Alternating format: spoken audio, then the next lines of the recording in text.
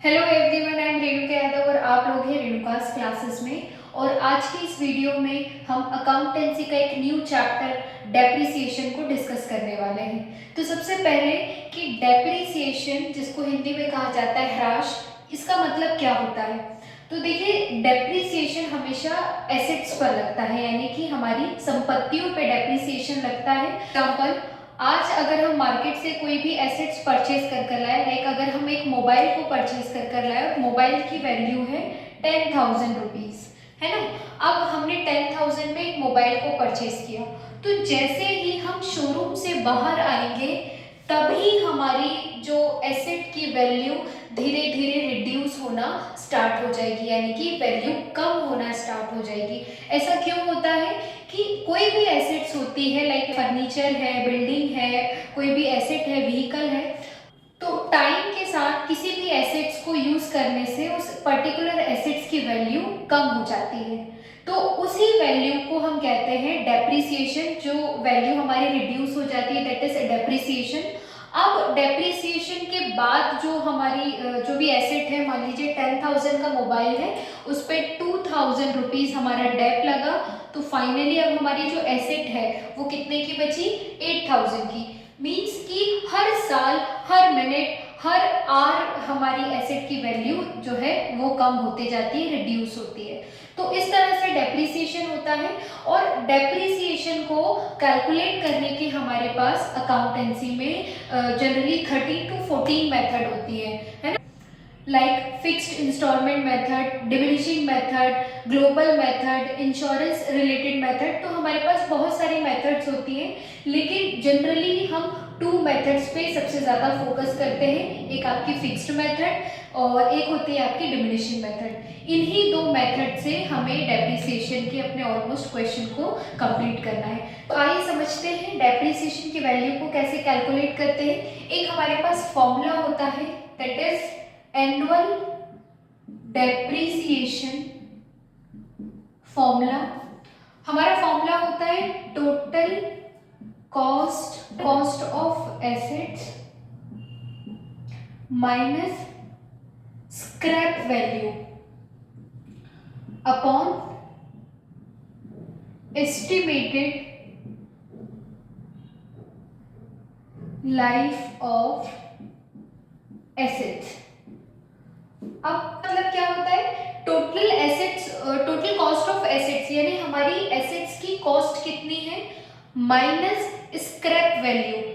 Maximum time आपको ये value given रहेगी, गिवन नहीं रहती है तो इसकी जगह हम नल या जीरो वैल्यू रखते हैं, upon estimated life of assets. इसका मतलब हमारी एसेट्स की लाइफ कितनी है। तो ये वाला फॉर्मूला हम कब लगाएंगे, when the estimated life of assets given। अगर हमें क्वेश्चन में एसेट्स की एस्टिमेटेड लाइफ गिवन होती है तो हम डेप्रिसिएशन को निकालने के लिए ये फॉर्मूला लगाते हैं। फॉर एग्जांपल, हमारे पास एक क्वेश्चन है, a computer whose price 50,000 rupees 50,000 and scrap value rupees 2,000 and estimated life of assets 8 years, है ना। तो ये हमारे पास क्वेश्चन है। अब हम इस क्वेश्चन में यही हमारा फॉर्मूला लगेगा, total cost of assets minus scrap value upon estimated life of assets. तो देखिए, एसेट्स जो हमारे पास कंप्यूटर में है उसकी प्राइस आपको कितनी दी है, 50,000। तो यहाँ पर हमने लिखा है 50,000। स्क्रैप वैल्यू आपको कितनी गिवन है, 2,000, तो आपने यहाँ लिखा 2,000 अपॉन एस्टिमेटेड लाइफ कितनी है, 8,000, ये आया 48,000 अपॉन 8, और हमारा जो डेट का वैल्यू आ गया वो हुआ 6000, यानी एनुअली डेप्रिसिएशन कितना कम होगा, 6000 से उसकी वैल्यू डाउन हो जाएगी, यानी एनुअल डेप्रिसिएशन हमारा एक कंप्यूटर पर 6000 का लग रहा है। ओके, अब अगर क्वेश्चन में आपको स्क्रैप वैल्यू ना दी जाए तो यहाँ पर हम स्क्रैप वैल्यू की जगह, अगर आपको कोई भी वैल्यू नहीं तो आप इसकी जगह निल या जीरो रख सकते हैं। मान लीजिए एक और हमारे पास हम एक क्वेश्चन ले लेते हैं जिसमें एसेट्स की वैल्यू है 10,000 और यहाँ पर स्क्रैप वैल्यू हम ले लेते हैं निल या जीरो। इसके बाद हम इसकी एस्टिमेटेड लाइफ ले लेते हैं, एस्टिमेटेड लाइफ होगी इसकी 10 इयर्स। तो फिर इस कंडीशन में हमारा डेप क्या रहेगा, डेप की वैल्यू आपने फाइंड करनी है, तो यहाँ पर भी हम यही फॉर्मूला लगाएंगे। तो एसेट्स हमारी होगी 10,000 की, स्क्रैप वैल्यू हमारे पास कुछ नहीं है यानी निल, अपॉन एस्टिमेटेड लाइफ 10, तो कितना आएगा 10,000 डिवाइडेड बाय 10, तो आपके पास जो डेप की वैल्यू है वो आ जाएगी 1000।